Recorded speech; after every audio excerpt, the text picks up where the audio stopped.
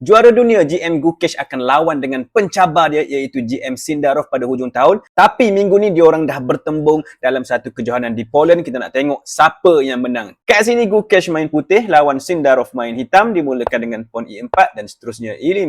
Knight F3 nak makan pawn jadi knight C6 kawal dan seterusnya bishop ke B5 kat sini serang knight ni. Ini adalah opening Ruy Lopez dimainkan oleh GM Gukesh dan kita ada pawn ke A6 variasi Morphy defense dimainkan oleh GM Sindarov. Untuk yang tak tahu, ini sebenarnya merupakan game bliss. Jadi kita mungkin tak nak analisis secara mendalam sangat sebab apa-apa boleh berlakulah game bliss. Okey, bishop lari kat sini ke A4 dan kita ada pawn ke D6. Putih buat castling 0-0, bishop ke D7, C3, G6 kat sini, D4 cuba cabar tengah center kat sini tapi Sindarov gerakkan bishop dia ke G7 saja. Kita ada rook ke E1, knight keluar F6, knight B ke D2 dan seterusnya castling 0-0 oleh hitam. Kat sini knight ke F1 idea yang biasa masuk untuk keluar balik ke G3 tempat yang bagus dan kita ada pertukaran pawn kat sini, pawn E makan pawn D4, pawn C makan pawn D4 dan seterusnya tolak pawn ke B5 serang bishop. Okey, bishop lari ke C2 kat sini. Bishop ke G4 buat pin dekat knight di F3 dan bishop E3 kat sini.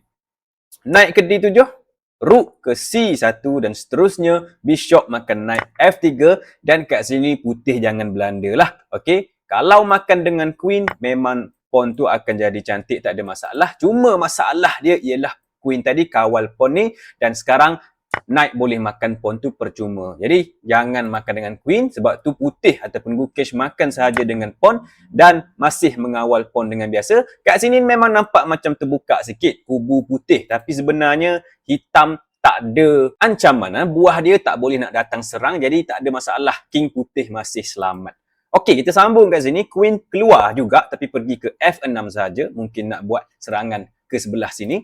Kita ada pawn ke D5 serang knight, knight lompat ke E5 kat sini tambah serangan ke atas pawn di F3. Jadi kat sini sebab kena serang Gukesh tolak lah pawn ke F4 serang knight dan knight ke C4. Okey, kita ada B3 serang knight dan knight makan bishop di E3 dan sekali lagi putih jangan belanda jangan duk makan dengan knight sebab pawn ni percuma lah. Okey, main bliss kena tengok betul-betul. Sebab tu putih kat sini ambil pawn F dia, makan knight E3 kat situ dan kita dapat tengok kawalan petak tengah sangat-sangatlah kuat oleh putih. Disebabkan tu, hitam pun bawa dia punya rook F ke E8 untuk cuba seranglah, cuba letak tekanan ke atas kawasan file E kat sini. Okey, kita ada knight ke G3 dan seterusnya rook A ke C8, queen ke G4 dan kat sini knight di D7 sedang diserang. Dan sekarang ni knight ni tak boleh keluar sebenarnya. Bila dia keluar ke C5 nampak macam bagus sebab dia duduk kat petak yang sangat cantik. Tapi putih boleh tolak je pawn B4 dan knight tu tak ada tempat dah dia nak lari kecuali knight ke B7 dan ini tempat yang sedikit tak bagus, sedikit pasif oleh hitam.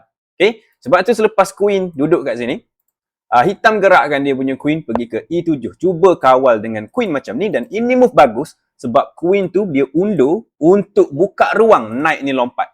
Nampak cara GM susun buah dia. Kita boleh belajar kat sini lah. Putih nampak knight nak datang sini jadi putih terus larikan dia punya queen ke F3. Kita ada pawn ke C5. Sindarov cuba untuk luaskan kawasan di sebelah sini sebab kawasan di sebelah tengah sudah pun dikawal oleh Gukesh. Jadi kat sini pawn D makan C6. Apa benda ni? Okey, ini untuk yang tak tahu, ini kita panggil special move yang dipanggil on poison.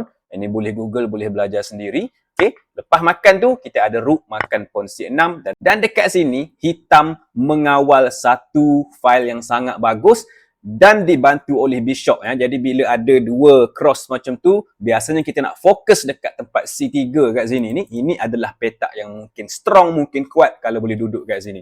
Jadi sebab itulah Gukesh undurkan dia punya bishop ke B1, cuba untuk cabar kawalan file C tu. Jadi sudah semestinya tak makan lah sebab kalau makan putih makan, putih pula yang dapat kan. Jadi kat sini Sindarov pilih untuk gerakkan rook dia pergi ke C5. Dan kalau putih rook makan rook kat sini, knight akan makan rook tersebut dan kita dapat tengok knight ni memang kuat, dia memang strong. Ya, putih boleh mainkan pawn ke B4 nak halau knight tu, tapi ini sebenarnya blunder. Satu kesalahan sebab ini benarkan bishop untuk masuk ke C3 dan buat fork. Serangan berganda, bercabang dua.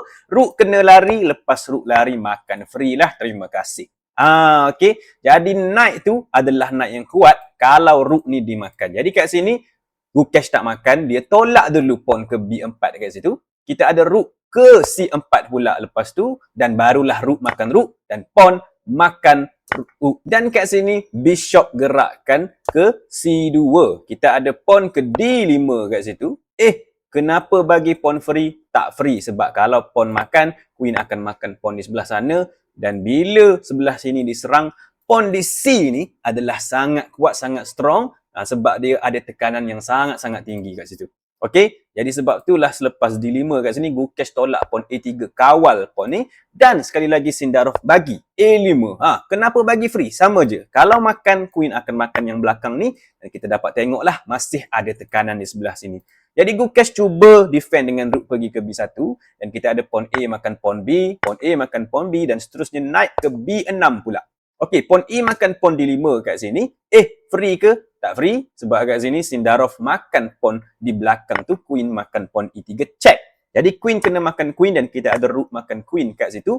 Dan kita dapat tengok buah hitam sangat-sangatlah aktif. Rook, bishop, knight semuanya membuat kerja. Bandingkan dengan buah-buah putih yang defensif, yang pasif. Okey, kat sini pawn ke D6 oleh putih cuba untuk buat sesuatu. Kita ada rook ke C3 serang bishop. Bishop lari ke E4 dan F5 serang bishop lagi. Bishop lari ke C6 dan seterusnya rook ke D3, dan kita dapat tengok pawn ni tak ada siapa dah boleh kawal. Okey, sebab apa? Sebab kalau tolak ke depan sekalipun knight dah ada, jadi knight makan je lah free. Alright? Sebab itulah putih kata alamak dah habis dah pawn tu, jadi dia larikan bishop dia pergi ke B5 cuba untuk tepui. Cuba untuk letak tekanan kat pawn C4 kat sini. Okey.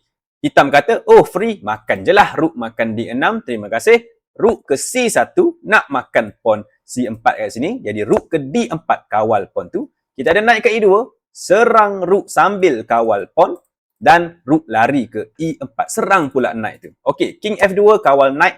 Dan kat sini cuba teka apakah move yang bagus yang ingin dibuat oleh hitam yang memudahkan dia untuk menang game ni. Okey, boleh pause video ni kat sini dan cari apakah gerakan tersebut. Silakan. Untuk yang tak tahu, macam saya cakap tadi, juara dunia sekarang iaitu GM Gukesh akan lawan dengan GM Sindarov. Dia punya challenger ataupun dia punya pencabar. Dan kalau GM Sindarov menang pada hujung tahun nanti di kejohanan dunia, Sindarov akan jadi juara dunia yang baru. Siapakah yang korang rasa akan menang pada hujung tahun ni? GM Gukesh lagi ke ataupun GM Sindarov akan jadi pemenang yang baru? Okey, apakah jawapan kat sini? C3, tolak bagi free pawn, dan tak free pun sebenarnya. Sebab apa? Sebab kalau knight makan kat sini, knight dah tak kawal pawn, jadi rook boleh makan pawn tu sambil buat check.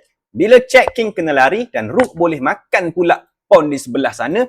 Hilang dua pawn, tapi dia bagi satu sahaja. Okey, jadi C3 adalah move yang bagus kat sini. Putih cuba mainkan king ke F3, kawal pawn ni, tapi dah terlambat sebab rook boleh makan pawn B4, dan pawn ni masih tak boleh dimakan sebab bishop sedang kena serang. Bishop kena lari dulu ke D3 kat sini, dan kita ada knight masuk ke D5, kawal pawn C3 kat situ, sambil serang pawn yang sebelah sini. Okey, kita ada rook ke B1, serang rook, dan rook tukarlah, rook tukar, bishop makan rook, dan kita ada knight ke B4, nak tolak pawn ke C2, dan selepas king ke E3, tolak je C2, memang pawn ni akan jadi queen ataupun bishop terpaksa bunuh diri. Sebagai contoh kat sini, memang nak makan bishop, nak tukar jadi queen, tak boleh apa-apa dah. Kalau bishop cuba check kat sini, makan je lah bishop free, terima kasih.